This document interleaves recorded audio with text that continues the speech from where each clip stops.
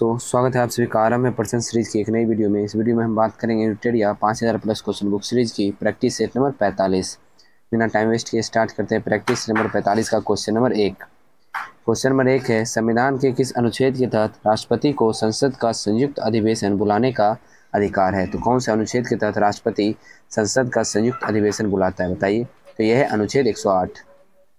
Question number 2, निम्नलिखित में से कौन भारत के राष्ट्रपति के चुनाव में निर्वाचक मंडल के सदस्य नहीं होते हैं, पूछ रहा है। ठीक है, तो लोकसभा का निर्वाचित सदस्य ये तो होते हैं, राज्यसभा का निर्वाचित सदस्य भी होते हैं, राज्य विधानसभा के निर्वाचित सदस्य भी होते हैं, लेकिन राज्य विधान परिषद के निर्वाचित सदस्य नहीं होते हैं। ठीक है। क्वेश्चन नंबर 3, नीति निर्देशक तत्व के संबंध में गलत कथन को चुनिए। गलत कथन को चुनना है नीति निर्देशक तत्व के संबंध में। संविधान के भाग 4 में नीति निर्देशक तत्व सही है। बी ऑप्शन है, आयरलैंड के संविधान से ग्रहण किया गया, ये भी सही है। डॉक्टर अंबेडकर ने इसे संविधान की अनोखी विशेषता कहा है, बिल्कुल सही है। ध्यान रखिएगा कि डॉक्टर अंबेडकर ने इसे यानी नीति निर्देशक तत्व को संविधान की अनोखी विशेषता कहा है। और लास्ट ऑप्शन है, इन्हें लागू करने के लिए न्यायालय में लाया जा सकता है, बिल्कुल गलत। ऑप्शन नंबर डी, यानी इसका आंसर हो जाएगा option number D. Question number 4 है, किस समिति ने पंचायतों को आर्थिक रूप से आत्मनिर्भर बनाने की सिफारिश की? पंचायतों को आर्थिक रूप से आत्मनिर्भर बनाने की सिफारिश कौन सी समिति किए थे? LM सिंघवी समिति। कौन सी समिति? LM सिंघवी समिति। क्वेश्चन नंबर 5, किस संविधान संशोधन के द्वारा मौलिक कर्तव्य को संविधान में जोड़ा गया? मौलिक कर्तव्य को संविधान में कौन से संविधान संशोधन के द्वारा जोड़ा गया? तो वो था 42वां संविधान संशोधन 1976। क्वेश्चन नंबर 6, संविधान के भाग 12 में किससे संबंधित प्रावधान किया गया? संविधान के भाग 12 में, तो भाग 12 में किससे संबंधित प्रावधान किया गया, बताइए। तो वो क्या है? केंद्र और राज्यों के मध्य वित्त का बंटवारा के प्रावधान के संबंधित है। क्वेश्चन नंबर 7 है, संविधान का कौन सा अनुच्छेद संसद को विधि निर्माण की शक्ति प्रदान करता है? तो संविधान का अनुच्छेद 253 जो है वो संसद को विधि निर्माण की शक्ति प्रदान करता है। क्वेश्चन नंबर 8, केशवानंद भारती बनाम केरल राज्यवाद 1973 में दिए गए किस निर्णय को सर्वोच्च न्यायालय के सबसे महत्वपूर्ण निर्णयों में से एक माना जाता है? तो कौन सा निर्णय था वो? संविधान की आधारभूत संरचना का सिद्धांत के लिए। तो ये जो इसमें बताया, इसी केशवानंद भारती बनाम केरल राज्य किसमें ही बताया गया था कि संविधान की जो आधारभूत संरचना है उससे कुछ नहीं होना चाहिए, मतलब उसे आप संशोधित नहीं कर सकते। ठीक है, तो अब देखते हैं क्वेश्चन नंबर 9। संविधान के भाग 17 में संघ के शासकीय प्रयोजनों के लिए प्रयोग होने वाले अंकों का वर्णन है, यह निम्नलिखित में से है। तो क्या है निम्नलिखित में से? भारतीय अंकों का अंतरराष्ट्रीय रूप, भाग 17 ध्यान रखिएगा। क्वेश्चन नंबर 10, राज्यपाल के संबंध में गलत कथन चुनिए। गलत कथन जो है उसे चुनना है। ठीक है, वेतन राज्य की संचित निधि से दिया जाता है। राज्यपाल को तो वेतन राज्य की संचित निधि से दिया जाता है, सही है। गलत चुना है, लेकिन वेतन भारत की संचित निधि से, ये गलत है। राज्यपाल का जो वेतन होता है वो राज्य की संचित निधि से दिया जाता है, लेकिन जो पेंशन है, पेंशन देखिए आप आगे देखते हैं ऑप्शन, पेंशन राज्य की संचित निधि से दिया जाता है। हाँ, पेंशन जो है वो कहाँ से दिया जाता है? वो दिया जाता है भारत की संचित निधि से। ठीक है, राज्यपाल का वेतन राज्य की संचित निधि से दिया जाता है, लेकिन उसका जो पेंशन होता है वो भारत की संचित निधि से दिया जाता है। ठीक है, तो ये ऑप्शन नंबर 2 और ऑप्शन नंबर 3 गलत है, यानी ऑप्शन नंबर सी इसका आंसर हो जाएगा। ठीक है, ध्यान रखिएगा, बहुत इंपॉर्टेंट क्वेश्चन है। अब आप पूछिएगा कि क्यों दिया जाता है? क्योंकि इसलिए दिया जाता है कि राज्यपाल जो हैं वो कोई फिक्स नहीं रहते कि आज इस स्टेट के हैं कल उस स्टेट के हो जाएंगे, ऐसा फिक्स नहीं रहता है, तो वो चेंज होते रहते हैं, कभी इस स्टेट के रहते हैं कभी उस स्टेट के। तो इस मुताबिक अगर बोला जाए कि राज्यपाल तो चेंज होते रहते हैं, तो फिर उन्हें वेतन तो राज्य की संचित निधि से मिलेगी, लेकिन पेंशन कैसे मिलेगी? क्योंकि आज तो ये 5 साल यहाँ पे काम कर रहे हैं, इस राज्य का यानी बिहार का रह रहे हैं, कभी 5 साल किसी और स्टेट का रह रहे हैं, तो फिर पेंशन कैसे मिलेगा? तो इसलिए पेंशन उन्हें सेंट्रल लेवल से मिलता है, भारत की संचित निधि से उन्हें पेंशन मिलता है। क्वेश्चन नंबर 11 है, किस शासक को उसके सिक्कों पर बिना लिए हुए अंकित किया गया था? तो कौन सा शासक है? समुद्रगुप्त। क्वेश्चन नंबर 12, वैदिक काल में आजीवन अविवाहित रहने वाली कन्याओं को निम्नलिखित में से क्या कहा जाता है? मैंने पहले भी इस क्वेश्चन का जिक्र किया था, क्या कहा जाता था? अमाजू। क्वेश्चन नंबर 13, ताम्र पाषाणिक स्थलों में अनाज का सबसे बड़ा साक्ष्य किस स्थल से प्राप्त होता है? तो ताम्र पाषाणिक स्थलों में अनाज का सबसे बड़ा साक्ष्य कहाँ से प्राप्त हुआ है? नवदा टोली से। कहाँ से? नवदा टोली, ध्यान रखिएगा। क्वेश्चन नंबर 14, 14वीं सदी पूर्व का बोगाज कोई अभिलेख कहाँ से प्राप्त हुआ? 14वीं सदी पूर्व का बोगाज कोई अभिलेख कहाँ से प्राप्त हुआ? तो ये प्राप्त हुआ है एशिया माइनर से। क्वेश्चन नंबर 15, निम्नलिखित में से किस संगठन का नाम वर्ष 1885 में बदलकर भारतीय राष्ट्रीय कांग्रेस रखा गया था? तो कौन सा संगठन था? तो ये है भारतीय राष्ट्रीय संघ। इसका नाम बदलकर 1885 में क्या रखा गया? भारतीय राष्ट्रीय कांग्रेस। एक क्वेश्चन मैंने पहले बताया था भारतीय राष्ट्रीय कांग्रेस के बारे में कि आज़ादी से पहले भारतीय राष्ट्रीय कांग्रेस के कितनी महिला अध्यक्ष बन चुकी थी? ये आप मुझे बताइएगा कमेंट में। पहले भी बता रखा हूँ, आप मुझे ऐसे मैं बता देता हूँ कितनी महिला बन चुकी थी। ये बने थे 3 महिला। अब कौन कौन बने थे ये आप मुझे कमेंट में बताइए। मैं इनका नाम बता चुका हूँ पहले। क्वेश्चन नंबर 16, सुभाष चंद्र बोस के बारे में निम्नलिखित में से गलत कथन का चयन कीजिए। सुभाष चंद्र बोस के बारे में गलत कथन का चयन करना है, ठीक है। तो 1938 एवं 1939 में कांग्रेस के अध्यक्ष बने, बिल्कुल सही है। जापान की सहायता से द फ्री इंडिया सेंटर का गठन किया, ये गलत है, ठीक है। 21 अक्टूबर 1943 को सिंगापुर में आज़ाद हिंद सरकार का गठन किया, सही है। उन्होंने तुम मुझे खून दो मैं तुम्हें आज़ादी दूंगा का नारा दिया, बिल्कुल सही है।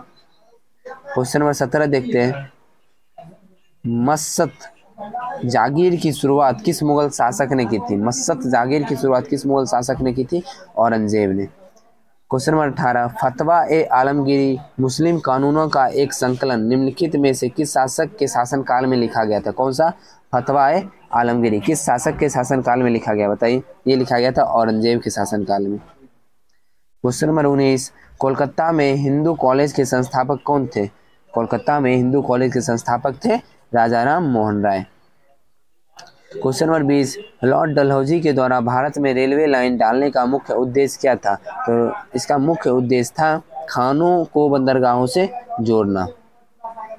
क्वेश्चन नंबर 21, असहयोग आंदोलन के दौरान विदेशी कपड़ों को जलाने को एक निष्ठुर बर्बादी किसने घोषित किया? तो किसने घोषित किया था? रविन्द्रनाथ टैगोर ने। क्वेश्चन नंबर 22, द्वितीय गोलमेज सम्मेलन में कांग्रेस का प्रतिनिधित्व किसने किया था? द्वितीय गोलमेज सम्मेलन में किसने किया था? ये किए थे महात्मा गांधी। कब हुआ था ये आप मुझे कमेंट में बताइएगा। क्वेश्चन नंबर 23, निम्नलिखित ब्रिटिश प्रधानमंत्रियों में से किसने भारत में क्रिप्स मिशन भेजा? तो कौन थे ऐसे जो भारत में क्रिप्स मिशन भेजे थे, बताइए कौन से प्रधानमंत्री थे? तो ये थे विंस्टन चर्चिल। क्वेश्चन नंबर 24, निम्नलिखित सूचियों का सही मिलान कीजिए। सही मिलान करना है सूची का, ठीक है। तो पहला है केसर, तो केसर कहाँ? जम्मू कश्मीर। दूसरा है काली मिर्च, काली मिर्च कहाँ? केरल, पता ही हो केरल जो है वो मसालों के लिए प्रसिद्ध है। और तीसरा है हल्दी, हल्दी कहाँ? आंध्र प्रदेश। और चौथा है जीरा, जीरा कहाँ? राजस्थान। यानी 4, 3, 2, इसका ऑप्शन नंबर बी हो जाएगा। किस कीमत को किसानों के लिए बीमा कीमत की संज्ञा दी जाती है? कौन सी कीमत ऐसी है जिसे किसानों के लिए बीमा कीमत की संज्ञा दी जाती है, बताइए। तो कौन सी ऐसी कीमत है? वो कीमत है न्यूनतम समर्थन मूल्य, ठीक है, MSP जिसे हम लोग बोलते हैं, MSP, न्यूनतम समर्थन मूल्य। क्वेश्चन नंबर 26, राष्ट्रीय कृषि तथा ग्रामीण विकास बैंक जो नाबार्ड जिसे बोला जाता है की स्थापना किस समिति की अनुशंसा पर की गई थी? तो ये की गई थी शिवरामन सिंह समिति की अनुशंसा पर। किनकी? शिवरामन सिंह समिति। क्वेश्चन नंबर 27, भिलाई इस्पात संयंत्र किस देश की सहायता से स्थापित किया गया था? कल का ही जो इम्पोर्टेंट पॉइंट वाला जो सेक्शन है उसमें मैंने बताया था, जो लास्ट में इम्पोर्टेंट पॉइंट कराते हैं इसी बुक में दिया हुआ है, उसी में मैंने बताया था। तो भिलाई इस्पात संयंत्र किस देश की सहायता से की गई है?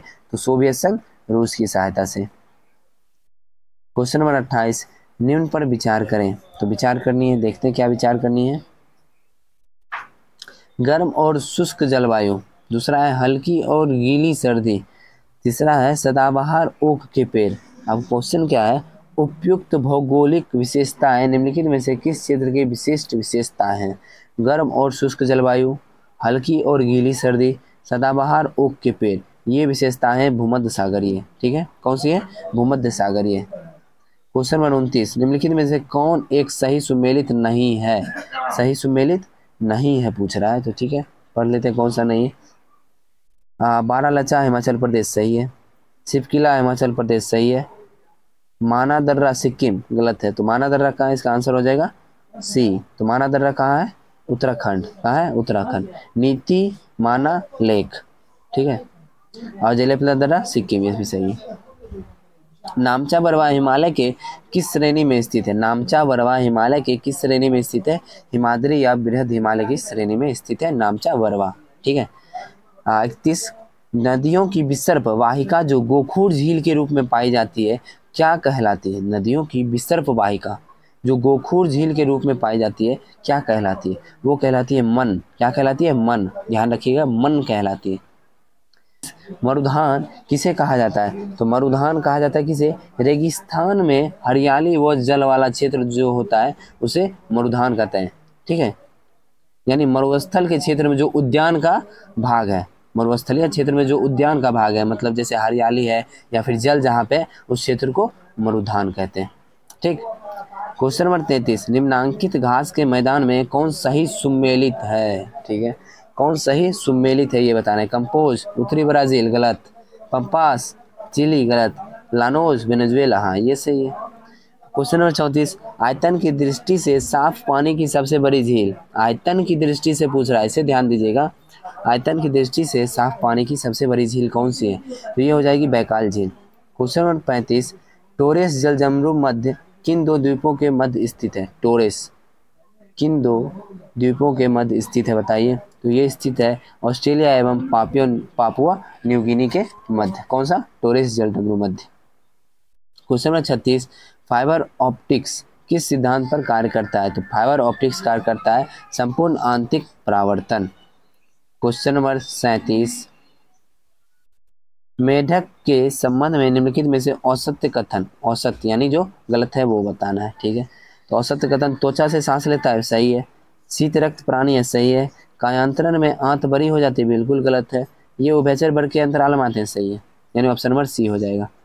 क्वेश्चन नंबर 38, एक कार्बन क्रेडिट का मान कितना होता है, एक कार्बन क्रेडिट का मान कितना होता है, तो एक कार्बन क्रेडिट का मान होता है 1000 किलोग्राम CO2 के बराबर, ठीक है। क्वेश्चन नंबर 39, मानव शरीर में ऑक्सीजन की मात्रा कितनी प्रतिशत होती है, तो मानव शरीर में ऑक्सीजन की मात्रा 65% होती है, ध्यान रखिएगा, बहुत इंपॉर्टेंट क्वेश्चन।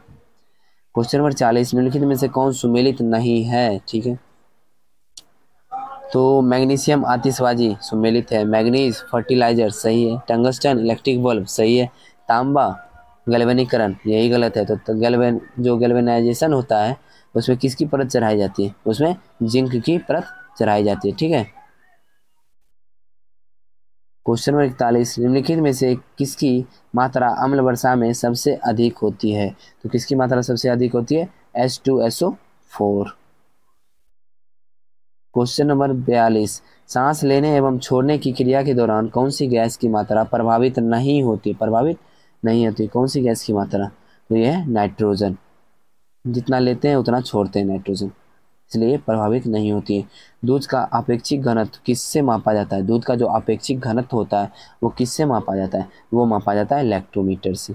क्वेश्चन नंबर 44, निम्नलिखित तत्वों में से पृथ्वी पर सबसे भारी प्राकृतिक तत्व कौन सा है, तो निम्नलिखित तत्वों में से कौन सा है, यूरेनियम। क्वेश्चन नंबर 45, निम्नलिखित में से कौन तना का उदाहरण नहीं है, तना का उदाहरण नहीं है, शकरकंद जो है वो प्रकंद का उदाहरण है, ना कि तना का। क्वेश्चन नंबर 46, आमाशय तथा क्षुद्रांत द्वारा यकृत में पोषण युक्त रक्त पहुंचती है उस वाहिका का नाम क्या है, या आमाशय तथा क्षुद्रांत द्वारा यकृत में पोषण युक्त रक्त पहुंचती है उस वाहिका का नाम क्या है बताइए, तो उस वाहिका का नाम है यकृत प्रवेश द्वार शिरा, क्या है, यकृत प्रवेश द्वार शिरा। क्वेश्चन नंबर 47, मलेरिया से प्रभावित होने वाला अंग कौन सा है, तो प्लीहा मलेरिया से प्रभावित होता है। क्वेश्चन नंबर 48, वस्त्र निर्माण में प्रयोग में लाए जाने वाले ऐसे पदार्थ जिनका स्रोत पादप नहीं होता है क्या कहलाते हैं, जिनका स्रोत पादप नहीं होता है वो क्या कहलाते हैं, संश्लिष्ट तंतु, क्या कहलाते हैं, संश्लिष्ट तंतु। क्वेश्चन नंबर 49, निम्नलिखित में से कौन सा आनुवांशिक रोग नहीं है, आनुवांशिक रोग नहीं पूछ रहा है, तो देख लेते हैं। डेमेंशिया यही अनुवांशिक रोग नहीं है, लेकिन हीमोफीलिया, टर्नर सिंड्रोम बनना आता है, ये अनुवांशिक है। क्वेश्चन नंबर 50 जो इस सेट का लास्ट क्वेश्चन है, हमारे शरीर को मुख्य रूप से ऊर्जा प्रदान करता है कौन? हमारे शरीर को मुख्य रूप से ऊर्जा प्रदान करता है कार्बोहाइड्रेट। अब कुछ इंपॉर्टेंट पॉइंट है उसे भी देख लेते हैं। इंपॉर्टेंट पॉइंट ये है, सबसे पहला पॉइंट, विश्व की पहली रेलगाड़ी चलाई गई थी, कब चलाई गई थी? 1825 ईस्वी में। भारत में पहली रेलगाड़ी चलाई गई थी 1853 ईस्वी में। भारत में पहली विद्युत ट्रेन कब चलाई गई? वो चलाई गई 1925 में। ये देख सकते हैं आप, रिलेट कर सकते हैं याद करने के लिए। विश्व में सबसे पहली बार कब चलाई गई? 1825 ईस्वी में। लेकिन भारत में पहली विद्युत ट्रेन कब चलाई गई? 1925 ईस्वी में, यानी 100 साल बाद। ठीक है, रिलेट करके याद करने के लिए इसे बता दिया मैंने। भारत में पहली राजधानी एक्सप्रेस ट्रेन कब चलाई गई? वो चलाई गई 1969 ईस्वी में। अब जब 1969 आ ही गया तो इसके बारे में मुझे एक पॉइंट बताइएगा कि 1969 में किसकी स्थापना की गई थी? बहुत ज़्यादा पूछा जाता है, मैंने कितनी बार बता चुका हूँ।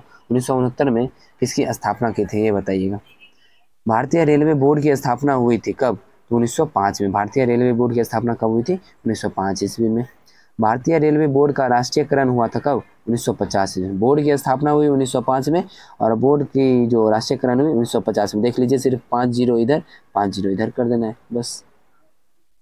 नेक्स्ट है, रेल बजट को आम बजट से अलग किया गया था कब? 1924-25 में, एकवर्थ कमेटी के सिफारिश पर। रेल बजट को आम बजट से कब अलग किया गया? 1924-25 में, एकवर्थ कमेटी की सिफारिश पर। रेल बजट को पुनः आम बजट में फिर कब शामिल कर दिया गया? तो 2017 में। ठीक है। कलकत्ता मेट्रो रेल की शुरुआत कब की गई? 1984 में। मेट्रो जो कलकत्ता मेट्रो रेल है उसकी शुरुआत कब की गई? 1984 ईस्वी में। दिल्ली मेट्रो रेल की शुरुआत कब की गई? 2002 ईस्वी में। स्वतंत्र भारत का पहला मोनो रेल चलाया गया कब? 2014 ईस्वी में, मुंबई में। स्वतंत्र भारत का पहला मोनो रेल 2014 में, मुंबई में। भारत का पहला रेलवे विश्वविद्यालय कहाँ खोला गया? बड़ौदा, गुजरात में। भारत का सबसे बड़ा बंदरगाह है जवाहरलाल नेहरू बंदरगाह, मुंबई, जिसे नहावा शोभा भी कहा जाता है। भारत का सबसे गहरा बंदरगाह है विशाखापत्तनम। भारत का कृत्रिम बंदरगाह है चेन्नई। भारत का ज्वारीय बंदरगाह है खांडला। चलिए अब आगे देखते हैं राष्ट्रीय जलमार्ग के बारे में। ठीक है, अब आ गया NW। ठीक है, NW1। NW का मतलब समझे? National waterway. क्या होगा? NW का अर्थ है नेशनल वाटरवे। ठीक है, तो अब आगे देखते हैं NW1 कहाँ से कहाँ तक, कितनी लंबाई है NW1 की? तो इसकी लंबाई है 1620 किलोमीटर। कहाँ से कहाँ तक? इलाहाबाद से हल्दिया तक। कहाँ से कहाँ तक? इलाहाबाद से हल्दिया तक NW1। अब NW2, इसकी लंबाई है 891 किलोमीटर। कहाँ से कहाँ तक? सदिया से धुबरी तक।